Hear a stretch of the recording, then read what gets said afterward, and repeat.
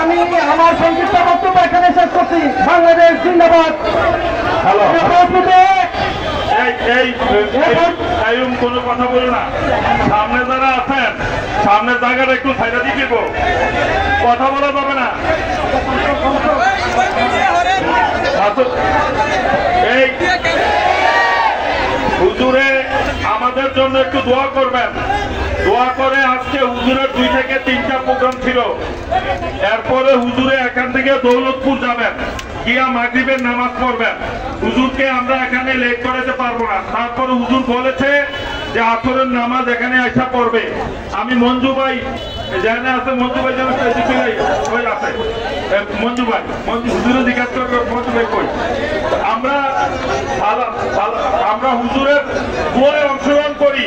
পরবর্তীতে খুব অল্প সময়ের মধ্যে মাগরিবের আগে আমরা প্রোগ্রাম শেষ করব। আপনারা কেউ কোনো কথা বলবেন না। এখানে হুজুর খাস করে আমাদের সকলের জন্য একদম দোয়া করবেন। আপনারা কেউ কোনো কথা বলবেন না, কেউ কথা বলবেন না। সবাই মিলে আল্লাহর কাছে চাইব যে এই বাংলাদেশ যেমন করে দীর্ঘদিন একটা জগদ্দল পাথরের নিচে চাপা পড়েছিল, যেমন করে এই বাংলাদেশ মানুষ এই কংসনগর বাজারে মসজিদ প্রাঙ্গণে এইভাবে একটা আয়োজন করে কথা বলার মতো পরিবেশ বাংলাদেশে ছিল না। আল্লাহর খাস মেহেরবানি, আল্লাহ তাবারক ওয়া তাআলা আমাদেরকে সুযোগ করে দিয়েছেন। স্বাধীনতা অর্জন করা সহজ, কিন্তু এটাকে ধরে রাখা কিন্তু সাংঘাতিক কঠিন। কারণ কোন দিক দিয়ে চট করে কে ঢুকে যায় এটা নিয়ে বিরাট টেনশনে আছে। সুতরাং আমাদেরকে খেয়াল রাখা লাগবে, আগে যেই কারণে মানুষ বিতৃষ্ণ হয়েছিল, যেই কারণে মানুষ কষ্টে দিনাতিপাত করছিল, বাংলাদেশে ভবিষ্যতে যেন ওই কারণ আর না ঘটে। আমাদেরকে খেয়াল রাখতে হবে আমরা ওই ভালো মানুষগুলোকে নেতার আসনে বসিয়ে আমরা যেন সুন্দর একটা বাংলাদেশ তৈরি করতে পারি। আল্লাহ যেন তৌফিক দান করে, সবাই বলেন আমিন। আমরা সবাই মিলে সবার জন্য দোয়া করবো। আজকের আয়োজনে বিশেষ করে প্রধান অতিথি হিসেবে উপস্থিত হয়েছেন আপনাদের মাটিও মানুষের নেতা, বারবার এই এলাকায় ইউনিয়ন, উপজেলা, বিভিন্ন জায়গা থেকে নির্বাচিত আপনাদের জনপ্রতিনিধি, আমার হৃদয়ের কাছের মানুষ এটিএম মিজানুর রহমান সাহেব, আল্লাহর খাস মেহরবানি তিনি উপস্থিত হয়েছেন। আমরা সবাই মিলে আল্লাহর কাছে চাই আল্লাহ যেন একটা ভালো মানুষকে আমাদের নেতা বানিয়ে দেন।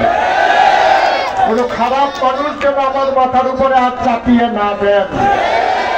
যিনি আমাদের অভিভাবক হবেন, যিনি আমাদেরকে সুন্দরভাবে এগিয়ে নিয়ে যাবেন, এমন ভালো মানুষ আসলেই এই বাংলাদেশে যারা জীবন দিয়েছে তাদের জীবন দেওয়া সার্থক হবে। এই এলাকায় আমি যখন আসতাম তখন এই এলাকায় অনেক গুণীজন মুরব্বীদেরকে দেখতাম যারা এখন আর দুনিয়াতে নাই। আমরা আমাদের আব্বা আম্মা, দাদা দাদি, বংশধর সবার জন্য দোয়া করব এবং আল্লাহ তাবারক ওয়া তাআলা আমাদেরকে যেন সুন্দর একটা বাংলাদেশ দেয়, এই আশায় আমরা সবাই সূরা ফাতিহা পড়ি, একবার সূরা ইখলাস পড়ি। বিসমিল্লাহ। ربنا آتنا في الدنيا حسنة وفي الآخرة حسنة وقنا عذاب النار। আমরা তোমার কুদরতি পায়ে ধরে ভিক্ষা চাই, আমাদের জীবনের সমস্ত গুনাহগুলো তুমি মাফ করে দাও। এই জীবনে আমরা আর গুনাহ করব না। আল্লাহ বাংলাদেশকে দ্বিতীয়বারে স্বাধীন করতে গিয়ে যেই সমস্ত যুবকেরা তাদের রক্ত বিলিয়ে দিল, যারা বুক চিতিয়ে দিল, আবু সাইদ যেমন করে বুক উঁচিয়ে দিল, যেমন করে মুগ্ধ পানি পানি বলে মানুষদেরকে পানি পান করালো, আয় আল্লাহ তাআলা আরো যারা জীবন দিল সবাইকে তুমি আল্লাহ শহীদ হিসেবে কবুল আর মঞ্জুর করে নাও। এই শহীদের বাংলাদেশ কোন প্রতারকের খপ্পরে যেন না পড়ে যায়। এই শহীদের বাংলাদেশ তখনই সার্থক হবে, সুন্দর হবে, ভালো মানুষগুলো যদি আমাদের নেতা হয়ে যায়। আয় আল্লাহ অতীতে যারা পরীক্ষিত, যাদের অবদান আয় আল্লাহ এই এলাকার এমন কোন মসজিদ মাদ্রাসা দ্বীনি প্রতিষ্ঠান নাই যেখানে মিজান চেয়ারম্যানের অবদান নাই। মাওলা ইয়া রাব্বাল আলামিন, নিবেদিত প্রাণ হয়ে মানুষদের পাশে দাঁড়িয়েছে। এই গত বন্যায় ঢাকাতে একটা প্রোগ্রামে আমার সাথে ওয়াদা করেছে এলাকার মানুষের জন্য 10 লক্ষ টাকা দানের হাত বাড়িয়ে দিয়েছে। আয় আল্লাহ, যেমন করে সব সময় সব প্রতিষ্ঠানে গিয়ে থাকে, নিজের জীবন পানি করে যেন সমাজ সেবায় নিজেকে বিলিয়ে দিতে চায়, তুমি আল্লাহ এই ধরনের মানুষগুলাকে কবুল আর মঞ্জুর করে নাও। আয় আল্লাহ তাআলা, সবার মনে আল্লাহ একটু ভালোবাসা পয়দা করে দাও, আমাদের হৃদয়ে আল্লাহ আন্তরিক মহব্বত পয়দা করে দাও। দুনিয়ায় যেমন করে একসাথে মিলেমিশে চলতে চাই, জান্নাতের ভিতরে আর জান্নাতের ভিতরে আমাদের সবাইকে মিলেমিশে থাকার তৌফিক দান করে দাও। আয় আল্লাহ তাআলা, আয় তোমার কুদরতি পায়ে ধরে ভিক্ষা চাই। সুন্দরম গ্রামে 3 দিন ব্যাপী যে মাহফিল, মাওলা আয় আল্লাহ তাআলা, যে মানুষটি শুরু করে দিয়েছিলেন আমার হাত ধরে, আয় আল্লাহ মিজান চেয়ারম্যান সাহেব দীর্ঘদিন এই 3 দিনের মাহফিলে এগিয়ে নিয়ে এসেছেন। আরো বেশি বেশি নেক কাজ করার তৌফিক তোমার বান্দাকে তুমি দান করে দাও।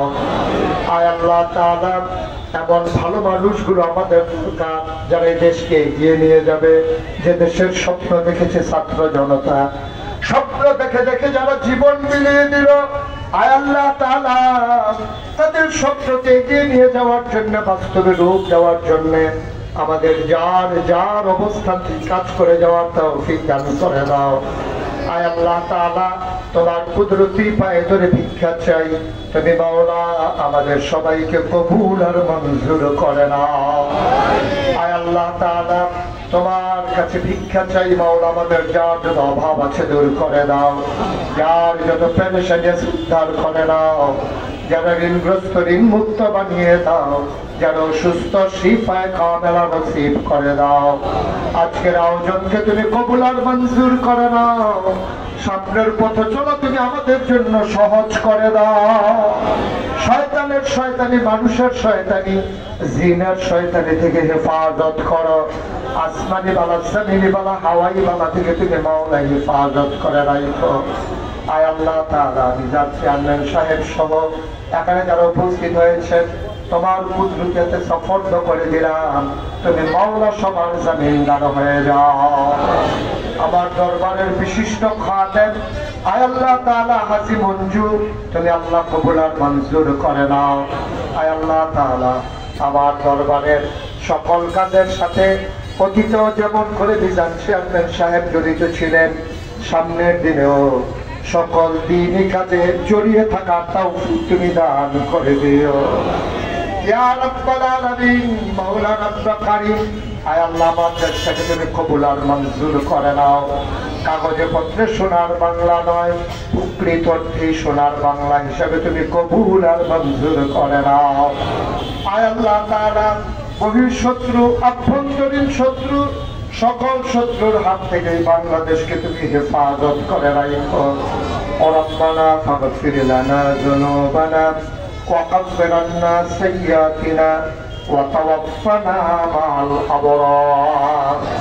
آمين آمين آمين يا رب العالمين بحق كلمة لا إله إلا الله محمد رسول.